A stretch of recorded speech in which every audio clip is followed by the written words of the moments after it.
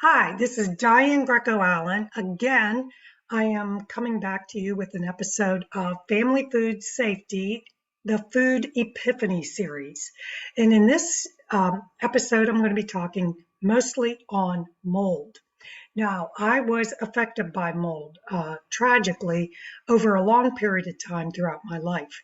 And I want to just share a few things with you. My hair has always been straight. And since a little child, my sister had very different hair than I did, but mine was always straight. And I got perms throughout my life. I did all kinds of stuff. And today it's very straight, but I want you to notice up on top here, I have new sprouts. And so that tells me that there's some growth coming within my body. Now, I've detoxed over many years from the black mold that I was exposed to, but this did not occur in one episode of time in my life. This occurred from living in a house as a young girl with a roof that was leaky, and we had a moldy back closet. My parents actually there were six children in this small 3-bedroom house, and so there were a lot of things that weren't working well there, and the environment was not as it could have been optimally for us. My dad also was a reupholstered furniture, and so as a reupholsterer, we had access to his shop, which was behind our house. Similarly, the ventilation and the moisture and mold in that shop led to his problems with lung cancer and some of the things that he was exposed to, but also led to problems with us. Now, we were exposed to secondhand smoke because he smoked, but there were additional environmental factors, and everybody in their own scenario and situation must look at these factors, and that's what they do in functional medicine. Functional medicine takes into consideration everything that you've dealt with in your lifetime and what may have compounded your issues, your health issues, to become immunocompromised. So, and there are many other factors that I am not addressing today because I was the first daughter in the family of six children, and I also fell as the fourth child. There are so many, like I said, variables that come into play with what you're dealing with in midlife. So I just want to go over this whole black mold. I'm going to share my screen to talk about some things that are very important for me today, because our health and welfare is something that you don't always take into consideration all the different aspects of what we're being exposed to. Some people are probably familiar with black mold or different types of molds. And black mold in the refrigerator, this is what we're going to talk about. In the kitchen, I just want to take a few seconds also, because as I was introducing myself, I wanted to recognize this band that's on my head. This band is on my head to remind me of my sister who lost her life to COVID. And she had many underlying conditions, some of which were revolved around being exposed to black mold for a long period of time, both in my parents' home, in other areas where she lived. But it was not just that. It was also, metabolic disease related to food she was eating. But we're going to talk about kitchen hygiene and recognizing, being a detective for this black mold in your kitchen. So sometimes you're not even aware that these molds can really cause so much havoc, not just on your health, but they can take over your refrigerator. And as much as you try, you're trying all types of cleaning products. We're gonna go over some of the things that can lead to these spores spreading. So your refrigerator is a perfect breeding ground because it's got steady moisture. If you're loosely sealing your leftovers and you don't have containers that are covering up your leftovers, then you can have issues with black mold or any type of mold going throughout the refrigerator. And that's happened to me several times. Minimal air movement. If you pack your refrigerator too tight, there's so much, there's not enough ventilation. So the air movement is not going through the circulatory, you want to say, system in the refrigerator. And therefore, the filters, they can only do so much if there's not enough air ventilation. So, as we said, the refrigerator is the first place to look. If you're having these symptoms and you're not feeling well and you don't know what the source is, look at your refrigerator, see what's going on there. What can you do? What steps can you take to prevent mold from building up or coming back? So that's what this article is all about. So what is black mold? Just in case you need to know that scientific name, it's Stachybotrys chartarum. Okay, so that's in this article. This article will be posted below in my YouTube video, just to give you an idea of what's going on. So there's mold everywhere. There's mold outside the house. There's mold inside the house. How long are you in these spaces? What are your eating habits in relation to this mold? And what are you transferring around? And how is this ventilation being released in your house? So we'll talk about that, because detoxing the house involves many different aspects of that, just like we detox our bodies. So you want to know this can create immunocompromisation to the degree of hair falling out. It can cause so much stress on your immune system and your body that you don't even know. And sometimes you're ingesting those mold spores, you're breathing them in, it's coming from all directions. And then your body is not capable of releasing these mold spores or killing them off. So any kind of mold can cause health problems, and we'll go into some specifics with that. Allergy symptoms are some of the first things you might recognize, which is the congestion, sinus congestion, runny nose, coffee, asthma symptoms, irritated eyes, and rashes. So any of these types of things can be related to a type of mold, to black mold, to any type of allergen that you're in the vicinity of, or you have poor ventilation in cabins and camping grounds and places like where you stay for long periods of time, or even just short. That, I believe, is one of the most reasonable reasons why they are now, really focusing, even though it's COVID, they're focusing on masks because of the air pollution that we're dealing with. So, there's so much air pollution you don't even realize.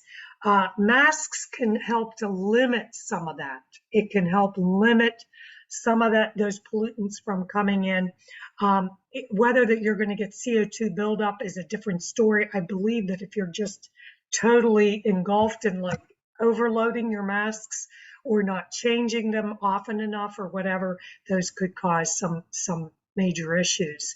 And I know that once I would get claustrophobic in nursing wearing a mask sometimes. So, sometimes you need to go take a break, take that mask off, get outside, just breathe in some fresh air, or go to a place where there is some fresh air, things like that. So they always say compromised immune systems are in the elderly, pregnant women, and very young children. Well, those are the most compromised. Anybody can get compromised immune systems. If you're a college student and you're in a new environment, if you're a military person, anybody that's joined the military knows what the living conditions are like, or anywhere you go. If you purchase a camper and that camper has mold in it, you are going to get sick from camping. So, different reasons to look into different things about mold and how it impacts you and what to do for yourself to build up your immune system. And we'll talk about that as we go on. So mold spreads through the air, through surface contact, and as we mentioned, the reason for wearing the mask and all these different things. So types of foods, they're talking about cheeses and salamis. Okay, well, I don't have cheese and salami in my refrigerator because I am dairy free and mostly meat free, but I buy fresh products and try to get organic grass-fed products. So those I don't have. You may have, and that might be something you want to, think about getting rid of. Hopefully that is some of the steps you're going to be taking to detoxify your own body and release some of that stress on it, because these are filled with just pollutants of all sorts, sodium and all kinds of problems, calcium and sodium overload. So produce, okay, so some people say you can still cut these molds out and stuff like that, especially for the hard cheeses. A lot of people are still eating cheese.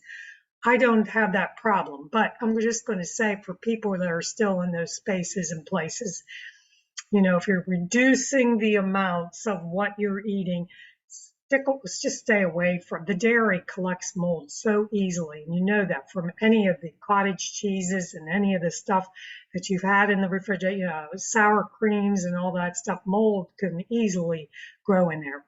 So if you have any rotting foods, most produce, very easily.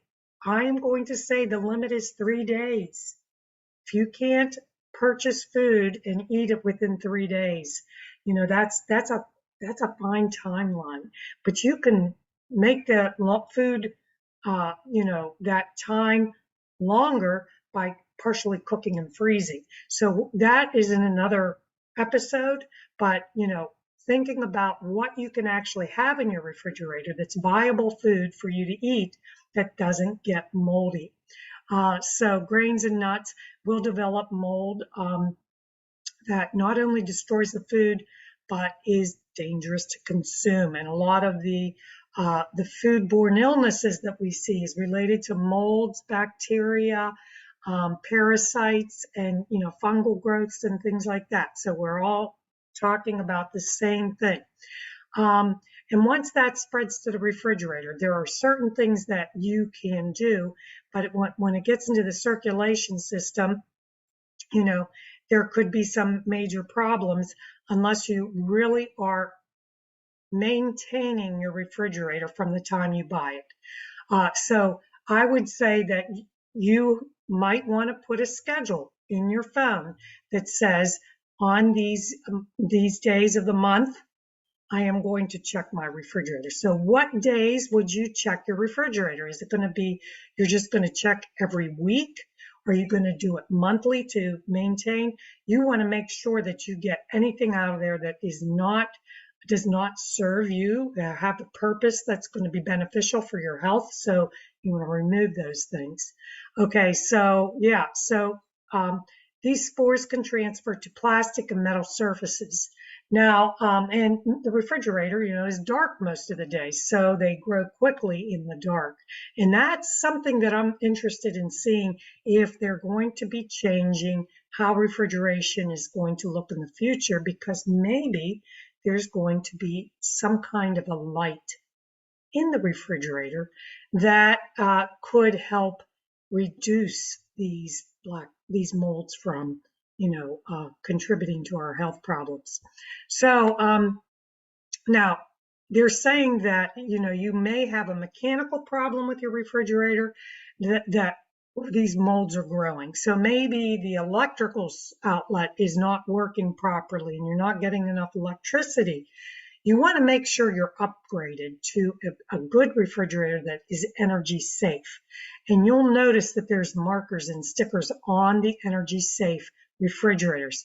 Those are worth the investment, because your health, many heart conditions result myocarditis. You can get all kinds of lung problems. It can lead to lung cancer. You can have mental issues. You can have brain cancers from mold.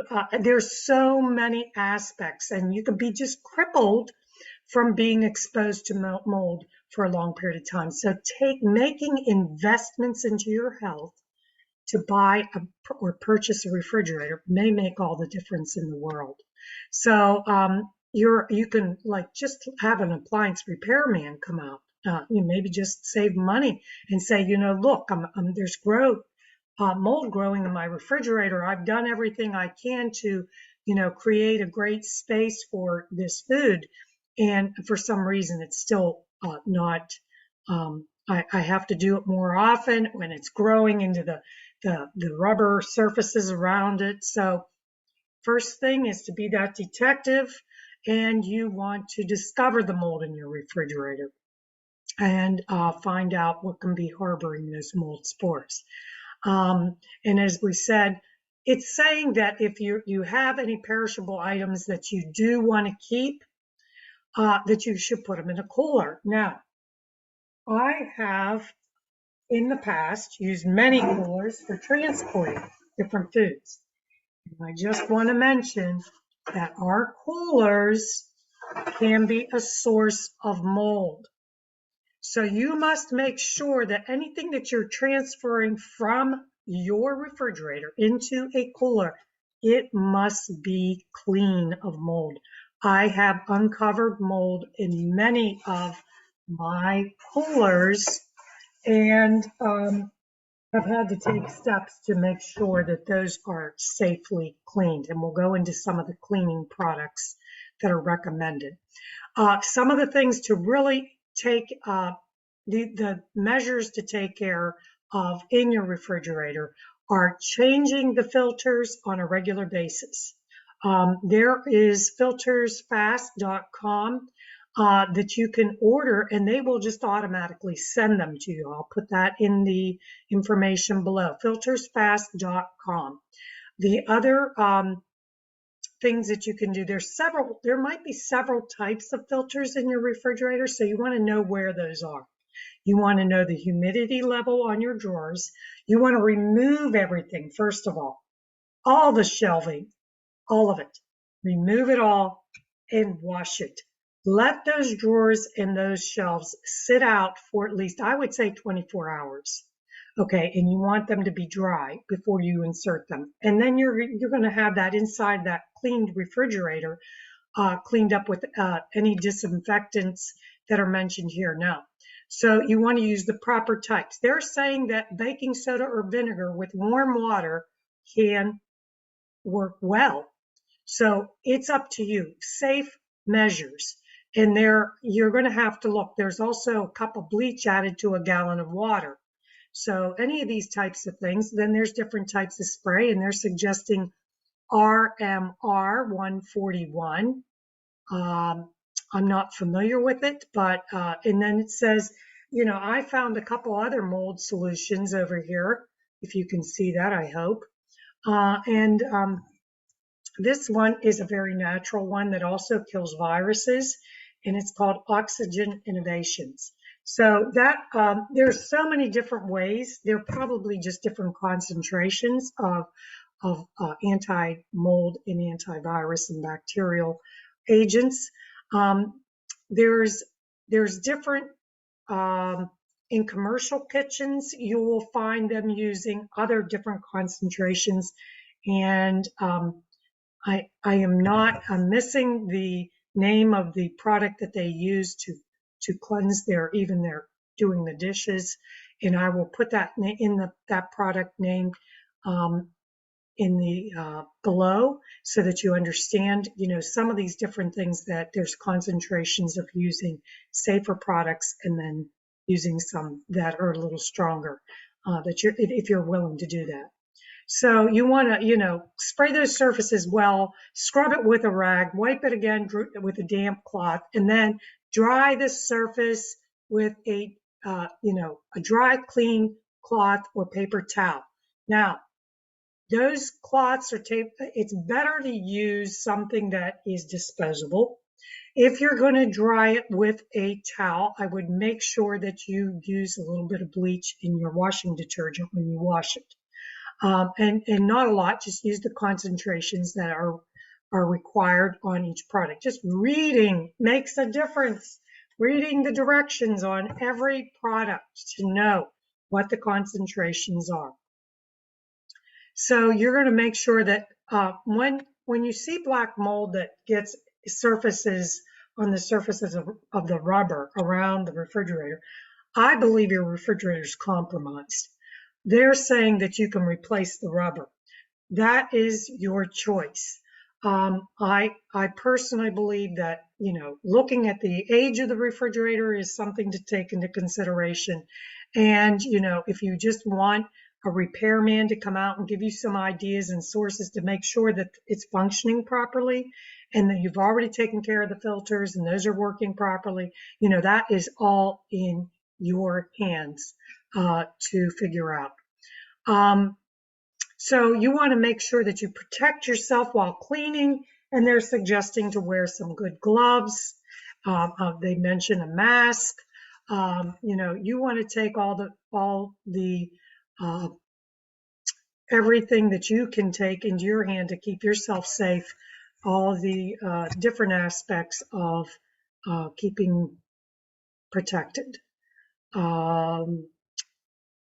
Okay, so they say replacing the appliance is something that you might consider, and that you can also reach out for mold remediation professionals in your area. This site will be below. They offer some suggestions for contacting anybody, and then there's some things at the bottom of the page here. So this is moldadvisor.com.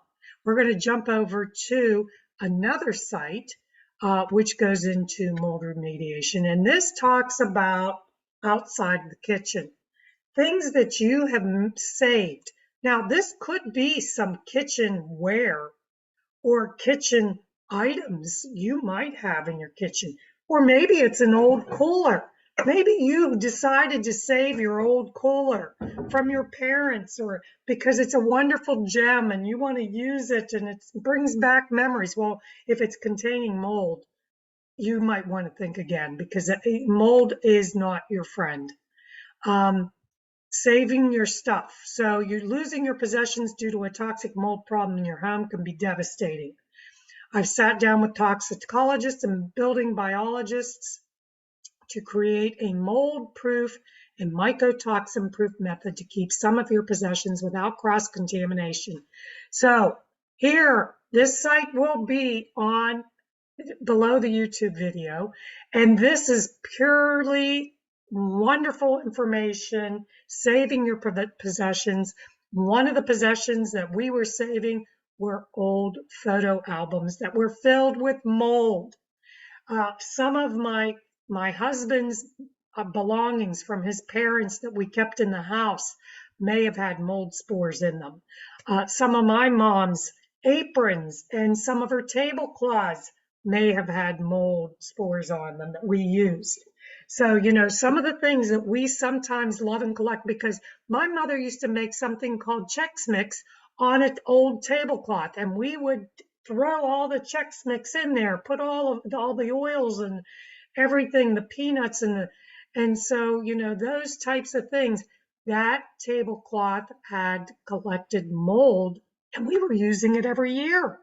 So it got to a point where I said, we're not using that tablecloth. We're getting ourselves sick from it. And the peanuts, we found out, also were connected to mold. So there were many things that were going on, in addition to all the cereals that we were eating in that Chex Mix. Okay, so Pure Biotics and mold cleaners. This is a wonderful site. And we're going to go to some other areas that extend into our space. And that is your car and your HVAC system.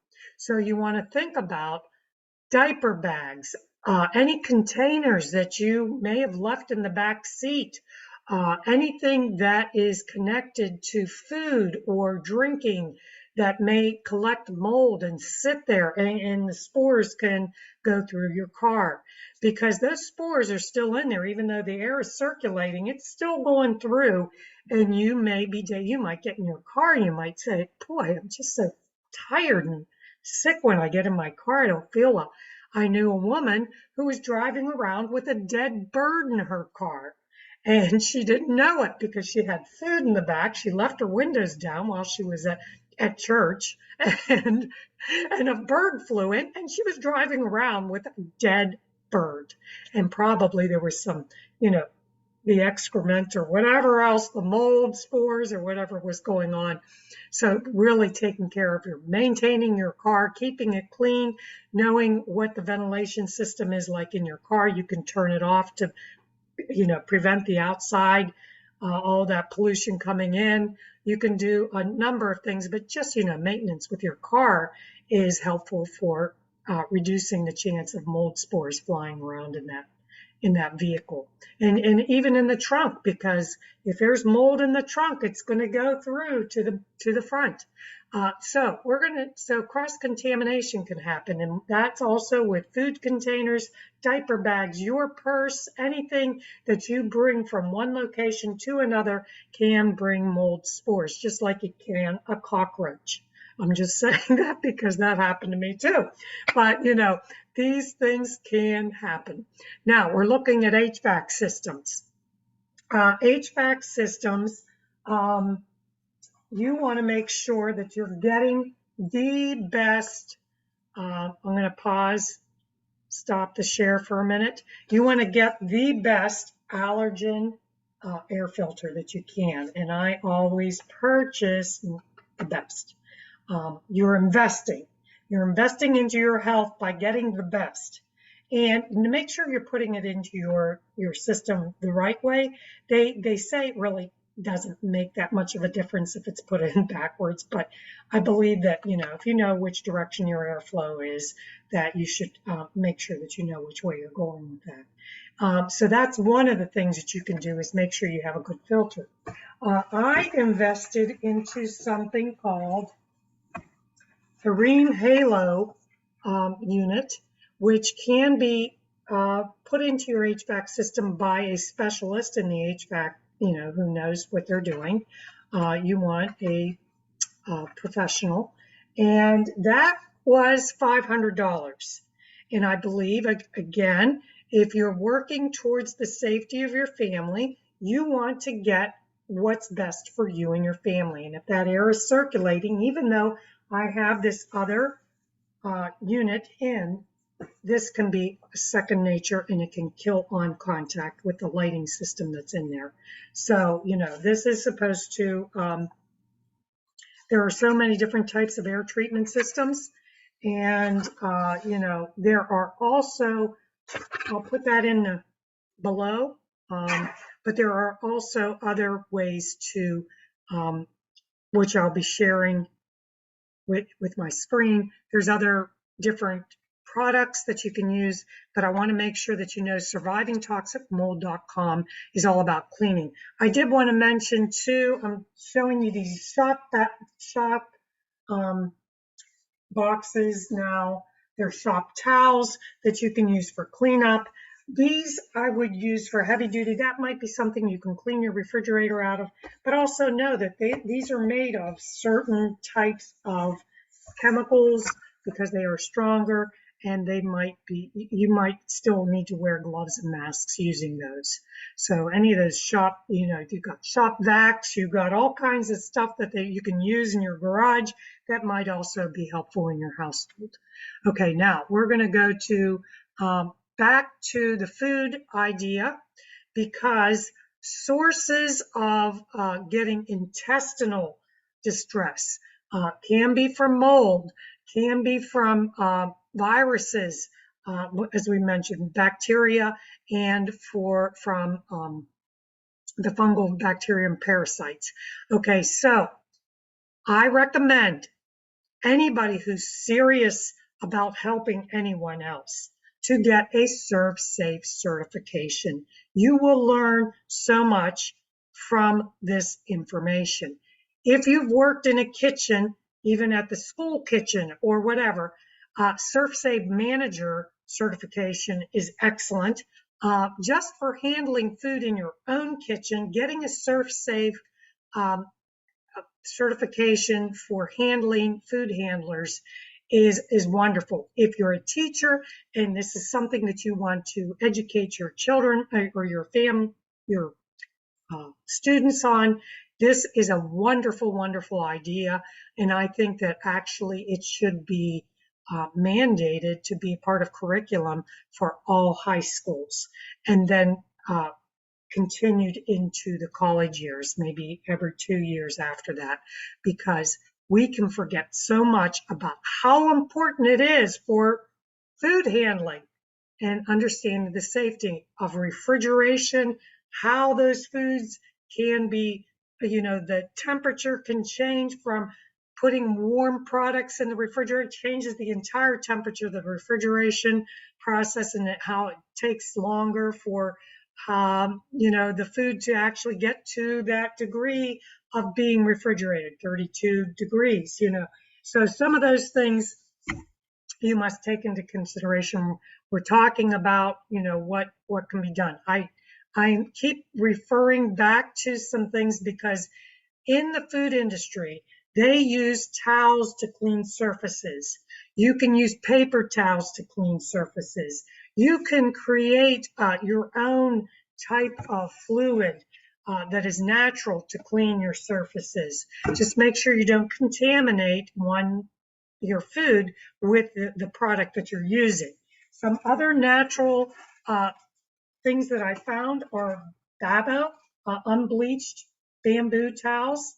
And I think that those are wonderful to use in between cooking surfaces and stuff. And they have different cutting boards that you can use that are color coordinated for whatever you're using in chopping. But what I suggest, that was in another episode. So what we're going to talk about is mold, cleaning your surfaces and cleaning your cutting surfaces, which are those cutting boards, because mold can collect on your cutting utensils, on your cutting surfaces, and you want to make sure that those are cleaned before you use them again. And I have, like I said, I purchased some really good Cutco cutting boards, and unfortunately, without cleaning properly, sometimes you can just use lemon and water and baking soda, as they mentioned, going over that surface after the use of it and make sure it dries properly. But I did notice in the past that there was some mold collecting on some of our cutting boards, and that can be a major problem. Okay, let's go to the next one. So we're going to talk about what to do with trying to figure out what types of molds you're dealing with, what your body is actually juggling, what's your immune system juggling. So Dr. Jill Carnahan has a 15-minute matrix, and I'm not going to listen to this right now, but Dr. Jill focuses on mold, understanding mold, just as much as the next gentleman we'll talk about, but they really take into consideration. She is a functional medicine nutritionist and doctor, and she also works in conjunction or with many of the other IFM doctors and professionals that focus on looking into your specific situation to see if mold is a major aspect of it. So she works, the Functional Nutrition Alliance, which you'll see up here in the left top corner, is actually Andrea Nakayama. And like I said, this will be posted below for you to access. It's the 15-minute matrix. You want to listen to that because Dr. Jill takes us through the matrix of challenges from pain to mental health issues to immune dysfunction and what the patients face when exposure to mold has been a trigger. So this is extremely informational, and she's excellent in going through information and how she treats her clients. Dr. Jill Carnahan also has a number of topics on her, if you go to her page. Any of the IFM physicians or practitioners that I have been instructed by as part of the faculty for Functional Medicine Coaching Academy are excellent resources. And so I will also post IFM's, how to get in touch with an IFM physician if you're interested in that. Now, Toxicity Mastery Course is something that is from an integrative approach from Dr. Kurt Wohler. And he does an excellent, this also is an investment for you if you're interested in learning how to help other people with mold and understanding how to investigate that problem. His mastery course covers toxic environmental chemicals, everything that you need to know successfully treat toxicity issues. Dr. Wohler and Dr. Tranchitella are connected to all these issues: toxic mold chemicals, heavy metals, exposing chemical risks, interpreting mycotoxin test results, mitigating chemical exposure, combating effects of environmental and mold chemicals, interpreting environmental chemical tests, analyzing test biomarkers. I can help with some of those because they do the organic acids tests. And this whole thing it might sound foreign to you, or it might sound like you're talking a different language, but I'm going to tell you, this is the most informational, it's a wonderful program that he's got here. And detoxification, the process. I also have included many of these things in my book. It might be your pancreas, because I had to go through many of these things. Digestive system problems is where I focus on, and the digestive system detoxification. Those are mentioned and discussed very thoroughly in my book. I would love for you to, give me any suggestions you have on what I'm missing or what you might want to learn more. So this is a 9-module course that he's offering, and I think it's about $800. I don't remember the exact amount, but this is wonderful information. So I may do that myself. So we're going into the best purifiers. Okay, let's look at this. There's a huge number of purifiers. This is from Very Well Home. And you'll want to look over what types of purifiers will work for you, what types of systems you have, and how it works together, and the advantages of air purifiers for mold in your house. So it goes through a whole list here and what the prices are. So this is a wonderful site that you might want to refer to, called verywellhome.com. That'll be below also in another link. So if I don't have the link, you'll have to copy and paste until I get these links created. Local harvest.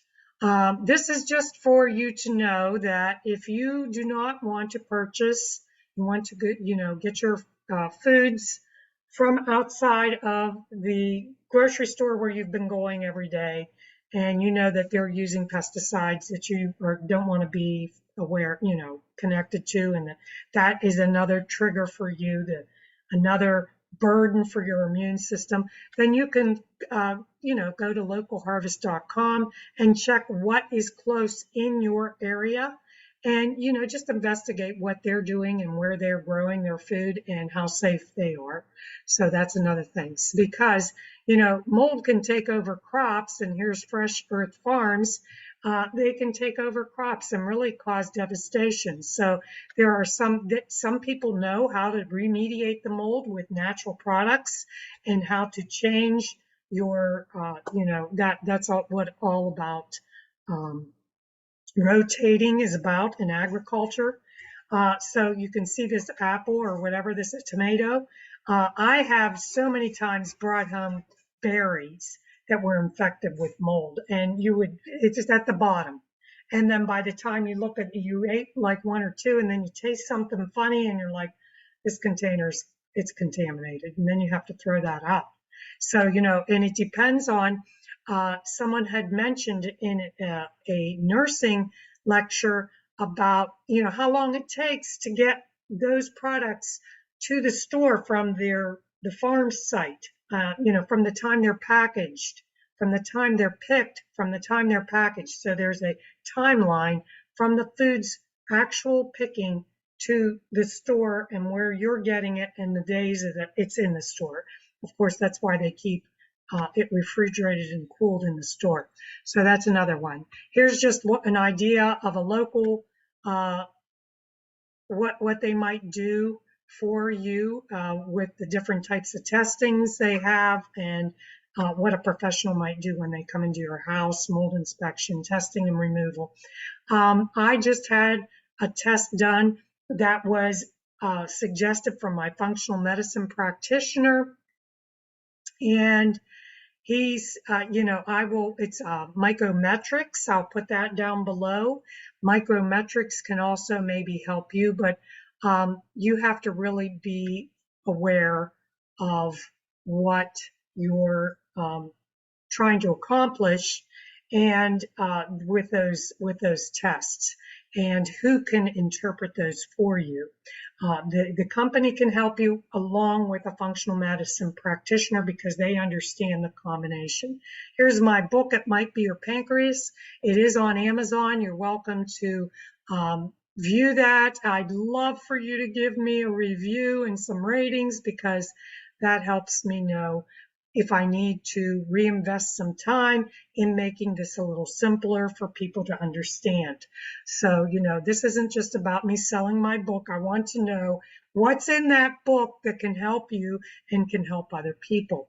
So the next book it might be mold, it might be mold. So that's what I have for you today. Let me see, I did put a recipe in here. It's a zucchini galette, but that will be posted below. So what we went over today was mold awareness. Dr. Jill Carnahan does some mold mapping with a 15-minute matrix from Dr. Andrea Nakayama. Then we've got Dr. Kurt Wohler and Tracy Tranchitella, who are the ones for the Toxicity Mastery course, using integrative medicine to treat environmental toxins. Then we have the ServSafe certification, Mark Bakos, who did food safety. There's free resources, and you can take your certification there if you'd like. Surviving toxic mold and cleaning, and the mold advisor. So you've got all those things that we covered today, and I hope that you'll take the time to review this information, and that I'm going to stop sharing my screen, that you'll come back to visit me in my channel on YouTube here. And as a part of the episodes, you'll go back and look at some of those episodes to see what's going on in your kitchen, food prepping, and how you're eating, your mindfulness about your food, about your eating, taking the time to be present and nourishing our bodies in the way that it's meant to be, so that digestion is easy and not disease. Diane Greco-Allen, a food relationship coach. Recovery from pancreatitis naturally is what I focus on.